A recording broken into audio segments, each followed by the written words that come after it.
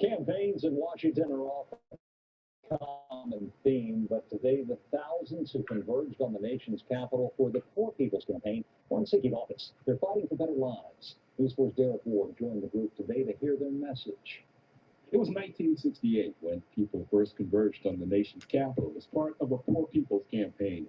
54 years later, another gathering under the same moniker over some of the same issues. I think that the wealthiest nation in the country, you have 140 million poor low-wealthy people. The numbers have increased, as has the fervor for change. 32 million people get up every morning and work for less than a living wage when it doesn't have to be. Reverend Dr. William Barber called this solemn, serious, but necessary. This diverse, passionate, and peaceful crowd at the foot of the Capitol came to show the strength of their numbers. More maturity and the way things are going as far as our country is concerned with the white supremacists and people are just acting like that. I gotta show my support somehow.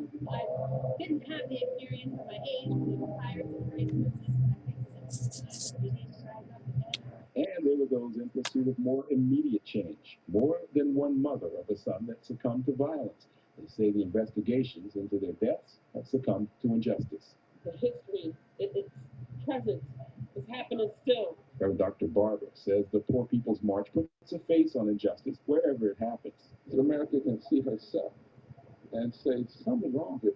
In 68, they built houses on the mall, resurrection cities.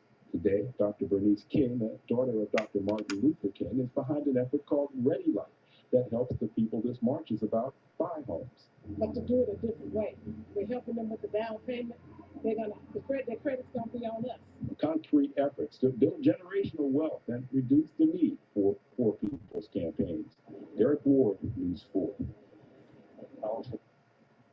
This is the People's Water Board Coalition Water Wednesday webcast for June 22nd, 2022.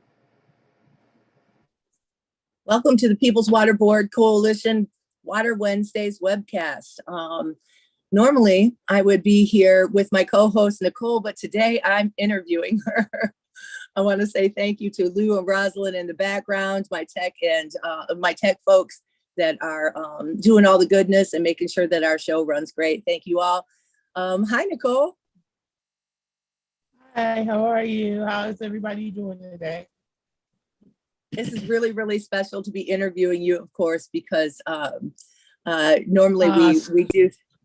It is. Normally we do this together, and it's just a different kind of pace because we're doing it this way. I love it. But you did a lot. You went through, and the last couple of weeks you've been doing a lot of work, and so we really wanted to talk about some of the events that you've attended and what you've learned and all of those things. Thank you for the work that you do every day, and it's a short show, so we're going to jump right into it. I know this past week you went to Baltimore for the National Welfare Rights Union Conference. Can you tell us about that and kind of the things that all the people that participated, things like that? Yeah, so I did attend the National Welfare Rights Union Conference in Baltimore.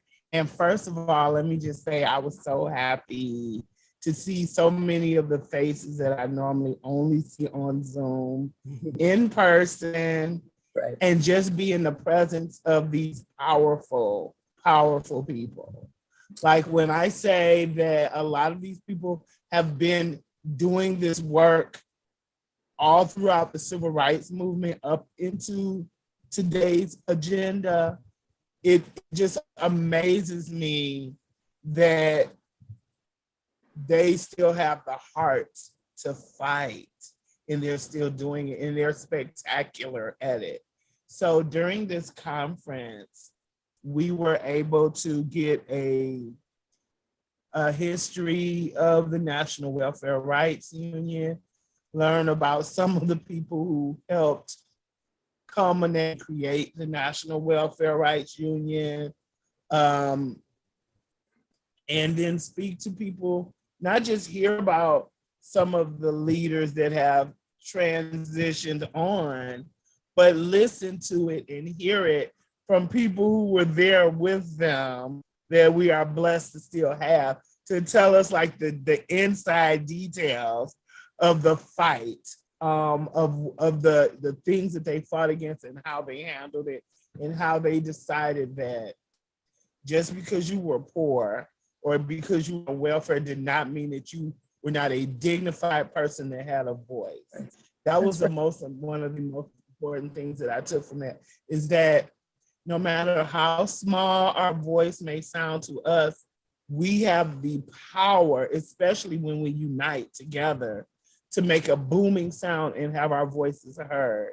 And that was just so awesome to me to see these, what I call living legends and trailblazers, like Reverend Annie Chambers, like our beloved chairperson, Marion Kramer, our state chair, Maureen Taylor, to hear from people like Savina Martin, to hear Margaret Prescott speak, to see Mary Those are all my Bricker heroes. Jennings.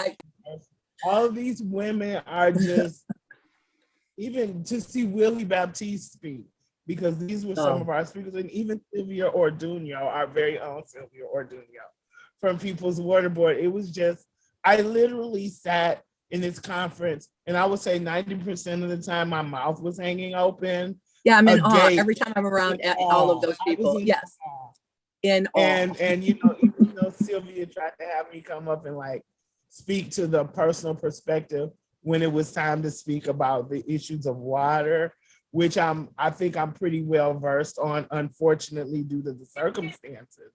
But I still was sitting there in awe, and I was sitting right next to her, and it was just like, just to see them in their element, it was dynamic. And, you know, I learned a lot of things. I learned why it's important to keep this fight going. And I learned that it's important to make your voice heard, even if it's only one person that hears your voice, it's important. So, and then we had our collective voices. Yeah, when we're collectively coming together and saying it makes such a difference in people's lives. They know they're not alone. It's vitally important. That's vitally important. One voice may make a sound, but together, our collective voices, we have the power to tear down walls, to change things with our collective voices. And I think that a lot of times that's forgotten because people get so disheartened because they're trying to do something and they're not seeing anything come to fruition. And it seems like it's taking forever, but just know that it's a worthy fight. And if we stay in it together collectively, we can make change and we will make change. So I think that was just like one of the most important lessons that I got from the conference, was that we can make change. We are more powerful than we think, especially when we come together. And just seeing people from like New Orleans and DC and Baltimore and you know, just all the other places, Michigan and, you know, New York, just all of these people come together. Nobody cared what color you were. Nobody cared where you came from. Nobody cared whether you were male or female or what. It was just like, let's all work together against poverty. And that was just like so poignant for me to see that, and to see people from all walks of life, all nationalities, all sexual orientations, all religions, saying it doesn't matter. Everybody has differences, but here's what we have in common, and this is what we need to do. And let's do it. So that was awesome. And then just being there with all of who I consider are really special. It is. There's something our about elders, it. Our leaders, our mentors. It was one of the most special things that I have witnessed in a long time. Yeah. Yeah. Anytime I'm in those spaces, I not only feel extremely blessed to be welcome in them, but I feel an extreme sense of community when I'm in them that you just don't get everywhere. And certainly not always in movement spaces where you're trying to figure out your own way and your own footing to, do what you can and what your talents are to be a part of the movement itself. But anytime I'm around those women, and those folks, it's always a and it just this extreme heartfelt feeling of community. I just love it. I know that you said that you. Oh, I'm sorry. No, just wanted to say this and make sure that I got this out. Just one of the things that I admire so much is that despite all the things that they've accomplished and the physical time that they've put into this work, they don't look at new people who are just starting like, oh, you need to get on my level. It's like, welcome, you're awesome, you have a place, you have a voice. Right. I mean, that's the thing is we need everybody, and everybody has something special about them, some talent that they can lend to a movement. Everybody does. All you got to do is be, a good person, and everybody has that something they all can lend. And that's the most important thing is we're telling people that, like, there's something you can do guaranteed to lend your hand. I always say that when we have our normal shows is that there's always some way that you can contribute. Everybody's not going to do the same work, but find your niche and use it. Yeah. Well, and that's the best part about it is not everybody's going to contribute the same thing. Some people are really good at writing and they can do all of that writing for us. Some people are really good at research and they do all of that research and things like that. Like some people are like me and they do media stuff and, photography and things like that. Everybody can do something. And some people are strategic organizers, and those are the people that, help plan direct actions and things like that. And they're good at it. It's the one thing that they're really good at. And they're able to lend their hand that way. But mostly being part of a movement is about learning new things from other people too. I've learned so much, really learned so much, especially from those folks you just talked about. Okay. They are, when they're speaking, I listen and I take everything seriously. It's really awesome to be able to have the benefit of interacting with those folks, because I've been in spaces where people are trying to teach you something. They're very crude and regimental about it. And they're just kind of like, I would never imagine hearing an unkind word towards someone coming into the movement from any of these people. It's just like, oh, you don't know that? Well, let us show you. Yeah. It's not, oh, you don't know this. Call me in and show me, please. Call me in and show me. Please don't call me out because I don't know. Because I'm not coming back at that point, right? And that's how we build movements. Nicole, you said that that you were encouraged to get up and kind of tell your story. Was there a lot of conversations about water? Did you hear other folks talking about water where they are? What was the spectrum of water as far as the conference goes? Well, it started with our portion being me and Sylvia of the presentation being around issues around water. But when we started talking, as you know, in this work, no matter where we go, we start talking. And then other people are just like, well, hey, that's going on over here and that's going on over there. And so it just culminated into this conversation where people want to know more about what was going on where we were. They were comparing it to what was going on where they are. And they all want to know, like, what can we do about it? Or what do we need to do about it? And why aren't the solutions that we are talking about at this moment not being implemented? We were able to give a great shout out to Baltimore, being in Baltimore, knowing that they did adopt our water affordability plan. And that was a monumental thing to be able to do in person in Baltimore with Baltimoreans. Not sure if that's what they're called, but I've given them a new name. If I've offended any, please let me know. I don't think that's the first time I've heard Baltimoreans, but I'll have to ask my friends. I'm not sure what they're called. I don't know if they're called Maryland people. I don't know, but I like Baltimoreans. That's a nice ring. As Michiganders, we're gonna make up words for sure. Exactly. And so that was awesome. And then hearing about how some of the issues around water and housing and things of that nature that are still going on in Louisiana are so tied into Hurricane Katrina, which occurred about 17 years ago. And people are still so deeply affected by it. People are tremendously affected. I was talking to some fellow New Orleans residents, and they were showing us like areas where I personally used to stay. The houses are rebuilt, but like it doesn't even, and this is how you know when they've really gentrified an area too. They don't even look physically, to my eye, look like I could afford to live back where I used to live at. You know, let alone even asking the price of the house. You know, there's when you're poor, there are neighborhoods where you just are like, I'm not even going in that neighborhood. I know I can't afford even the cheapest property in that neighborhood. Yeah. That's how it's starting to look down there. Like, okay, so what is going to happen to all the people who? I don't understand putting new development along the coast anyway. It behooves me why anybody would do that. That just, you throw your money in the water if you want to, go ahead.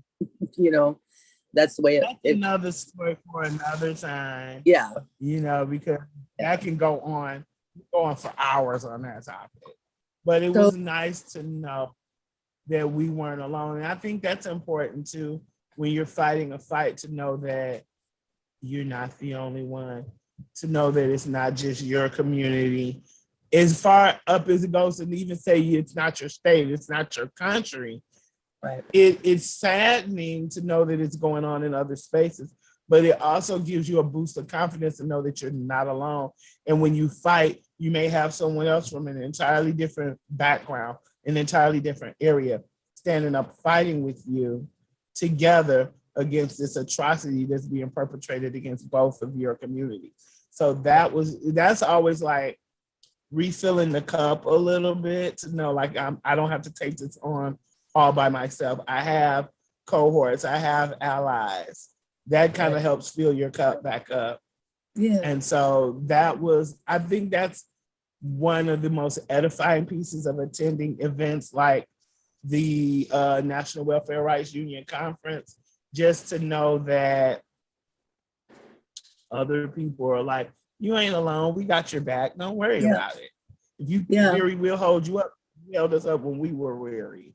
Mm-hmm. And just knowing that's that the community that I'm talking about. Yeah, it's like, it gets us. It fills us back up when we go to these things, and we get to be with other people that are going through the same things that we are and are organizing, and we get to learn from their organizing. They get to learn from ours. Like, it fills us back up. The burnout is so bad without it. It really is. It really is. It's very bad, and that way you're able to come back with a little renewed sense of, I can continue this fight. I because we know that there's times where we all feel like this is not working. We've been doing this for years. It's not working. I'm tired. I'm frustrated. I'm broken down. I'm ready to give up. And then you have events like this and you're like, I ain't stopping. Mm-hmm. Especially when you see our elders still in, and you're like, why am I complaining? And they're, twice my age, or they're 30 years old, and they're still putting in a good fight, because it lets you know that if someone that's an elder who could be doing other things by all means is still in the fight, that shows you how important and how vital it is. Yeah. Well, that's a perfect segue into talking about the Poor People's Campaign rally in March in DC. I know that you went. It sounded like it was very exciting and very powerful. We opened up our show today with some news media from that rally. Do you want to tell us about it? And all of the things. Yes. it was, first of all, let me just say, it was extremely hot. Yeah.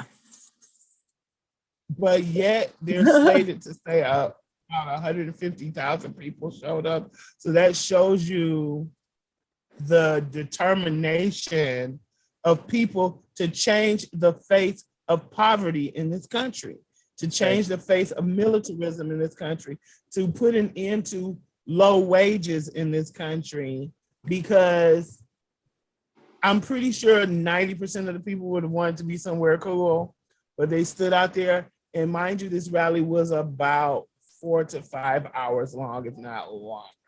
Yeah. And we were outside in the heat. Wasn't really anything to like cover us from the sun. They did have a tent for like people with accessibility issues. They had a small tent. But otherwise than that, it was literally you're out in the open. And people didn't move. Yeah. People might have like got woozy, but they stayed. And that just let me know how important fighting poverty is. Reverend Barber gave brilliant speeches and segues into some of the other speakers, which was awesome to hear from. It was eye-opening, awesome, and saddening all at the same time, because it's always that way, hearing people's stories or seeing people that you worked with in previous campaign events and they're no longer with us. Like, they showed a portion of the video from the young lady from Lowndes County who had the raw sewage coming up in her yard. Yeah. And I know that she's no longer with us. And it's just like, that was really like heartbreaking to see. And I felt like everyone there should be making a conscious effort to say, because of things like that, which was a direct result of poverty, we're going to fight even harder than we did before. We got to fight harder, because it showed us across the nation how they try to divide us, because they try to pit Black against white and Asian against American and Middle Eastern against Black people or white people. And it's not an issue of color. We all know that there's something in this country called white privilege. We all know that there is white supremacy. Racism. We have a whole system built off of white supremacy. Right, white supremacy. And we know that racism is alive and well in this country. And she's not even chilling. She's full on kicking up a fuss. We see that with things like the shooting in Texas and the shooting in Buffalo. And the methodical planning that went into incidents like that, to show how bad the racism is in this country. But despite all of that, the Poor People's Campaign shows us that it's not about any of our racial differences, religious differences, sexual orientation differences. You attack one of us, regardless of our circumstances that are in poverty, you attack every person that's in poverty. White, Black, gay, straight, Asian, American, Middle Eastern, Indigenous. If the one thing we all had in common is poverty. And that's what we need to attack. And that rally, hearing people's voices, finding out new things that I didn't know before, because it's always informative. You always find out, just hearing people's stories, you hear somebody new and realize like, oh my God, now this story. And then, like, I heard a story about a young lady who worked at Amazon. And when you hear the treatment that Amazon gives its employees, and the fact that people were fired for trying to start a union so that they could have some rights, so they weren't worked into illnesses and chronic diseases, so that they had time to actually devote to raising their children while they're working hard to take care of them financially. Just hearing about how even when people were sick, they were like, oh, just come back to work. It was just devastating to hear that. But it was also powerful to know that these are the things that we can fight against. As you saw from the video, there were a lot of people who were holding like posters up of their loved ones that had been, you know, lost due to illness, police brutality, you know, suicide, COVID. whatever the case they were on. And just knowing that the one thing that all of these incidents still had in common was the fact that these were people in poverty. Yeah. It renewed my resolve to do whatever I can in my physical, mental capabilities to fight poverty. That's right. Like, I've always had this running joke. Well, it's not a joke, but it's just a little brief statement. I always tell people, like, people always say, well, what would you do if you win the lotto? And then you ask people this question and you hear some of the most outlandish ideas. You know, like one person's like, I'm going to go buy a yacht and I'm going to go do this. And I'm like thinking like they haven't thought about taxes or how much they're actually going to get after winning. They haven't made any plans for anything because they're not used to having this type of money. And I think that consciously we should always think about what we would do. So when everybody asks me, then everybody gets really quiet because I've had this whole plan.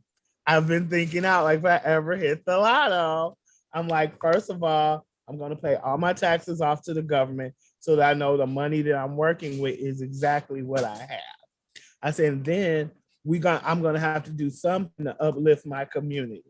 And I think a lot of times that gets lost when some of our community members become wealthier or become celebrities. They forget where they came from and they don't come back and help their community. And I think that that's important at any level, even moderately middle class, whatever they want to call it, which I don't even know what that is anymore. Still think about people less fortunate than you. It's saddening to me that when it comes to helping people in poverty, it's usually other people in poverty that are really trying to help someone else that's in poverty instead of people that are not in poverty. And it was said at the national training, they made a statement and that made a lot of sense to me. It said, and I've heard it before, and it always says like, don't look down on anyone unless you're helping them up.